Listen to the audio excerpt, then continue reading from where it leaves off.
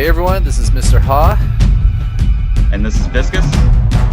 and we're gonna go ahead and recap our last war with Omaticayas. Alright, this is gonna be a top TH8 attack, and this one is by Andrew. And looking at his comp, he's going with Mass Hogs, level 4. And he's only at Town Hall 8, and I believe you can't get level 5 Hogs at Town Hall 8. And this base looks pretty well designed. A wide open core for the Hogs and all that stuff, so. Now I think the reason why I picked this attack for our top TH8 attack is because, as you can see, he's starting off using balloons to take out the outer defenses of archer towers and cannons. Yeah, and that'll help his Hogs funnel straight into the core off the start. So that way they don't get hung up on the outer buildings, where on this base it looked like unless they're in the core, the double giant bombs are going to have to be on the outside of the base. So it lets the Hogs skip those potential trap spots. Alright, so here he is drawing out the CC. Lots of wizards in that CC right there, but luckily he's got his BK and those witches to help out. Yeah, he handled the CC blur really well here. The balloons, since they're coming in from all over the base, the defenses weren't able to keep them out of range, so it was a really easy pull and kill for him. Here come the Hogs. Those are pretty dangerous looking Teslas right there for a Town Hall 8. Yeah, I think those are maxed. I can't remember what they go up to, but between the heal spells, as long as he doesn't hit a double giant bomb, with all those defenses dying to those balloons, like, this strategy should work almost every time.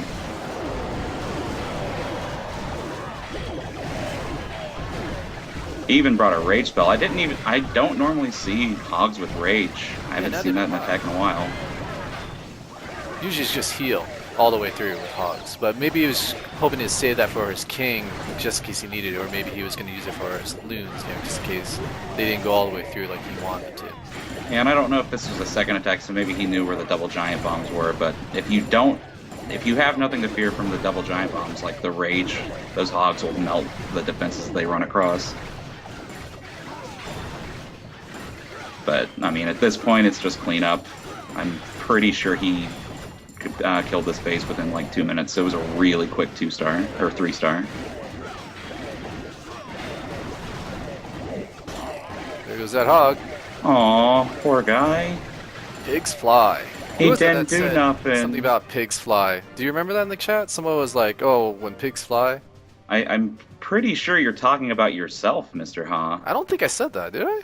No, you said something about, oh, no, you're talking about whenever balloons die, they explode, but then whenever Hogs die, they just oink. Poor guys. Okay. Alright, top TH9 attack. This one's by Farsya. Who is my Town Hall 9 hero, because I started off in Town Hall 9 using GoWiWi predominantly, which is a 2-star comp, but Farsya seems to find a way to 3-star with GoWiWi, which now he switched over to HoGoWiWi with the Hogs mixed in, and these attacks just look so pretty. Yeah, it's so remarkable because, Farsya, he was a Town Hall 8 not that long ago, and look at his hero levels, they're pretty low. So for a guy who just barely got into TH9 and just barely got his, heroes up to speed, he's a remarkable player, being able to 3-star all these Town Hall 9s. Now it shows the power of whenever you go up to a new Town Hall level to focus on one composition that you're going to use in wars, and he decided to focus on Hogs, Golems, Wizards, and Witches, and got those to a Town Hall 9 max level as quickly as possible.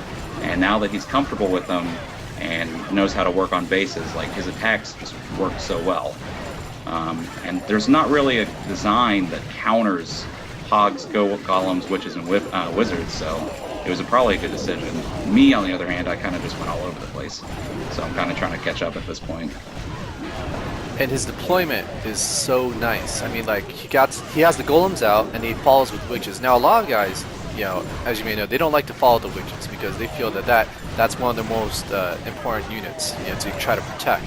But he does it every single time, and it always comes out successful. Yeah, and at the beginning of his attack, he drops the witches super early, which lets those skeletons get rolling. Because the witches don't do a ton of DPS on their own, but once they get, I think they have a max of 8 for level 2. Once you get all 8 skeletons up, unless they run into something splash damage, they can kill buildings in, really quick time.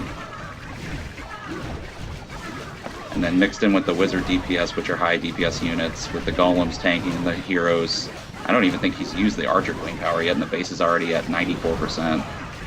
Just shows how strong witches can be.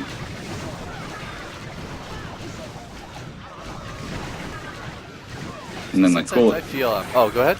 Oh, I was just gonna say the coolest thing about his attack is just that everything comes from every direction. Right. He doesn't have to worry about a CC lure. He just. So there's so many high DPS units just running into the base that you don't have to worry about that. All right, top TH10. Who do you think it is? Nathan? I think he had a Nathan, pretty that's strong right. attack. How do you figure that out?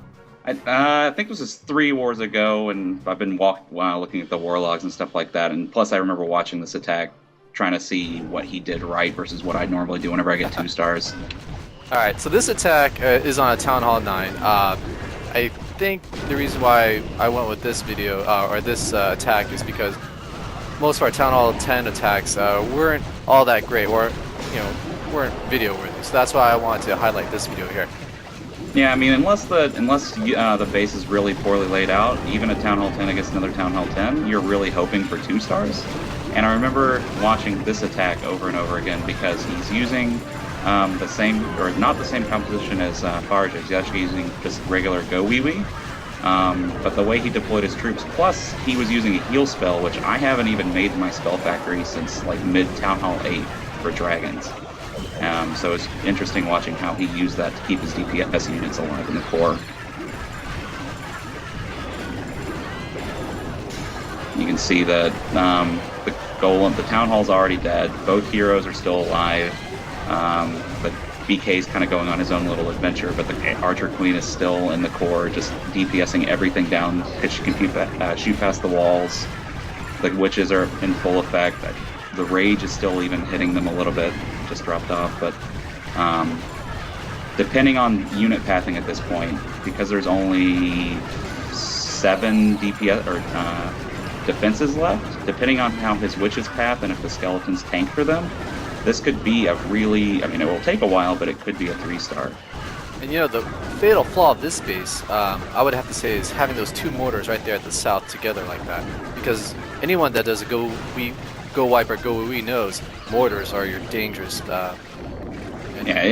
Anytime your units get funneled together, like any sort of mortar overlapping, 2 of those bombs hit on your pack of wizards that have clumped up, and they just evaporate. It's kind of rough that he didn't get the 3-star here because of his pathing on the outside. If his BK had gone into the core and taken out that right expo, I think he would have had it. All right, that wraps it up for us. Thank you so much, Viscus. No problem, man. It was fun. All right, and we will see you guys next time.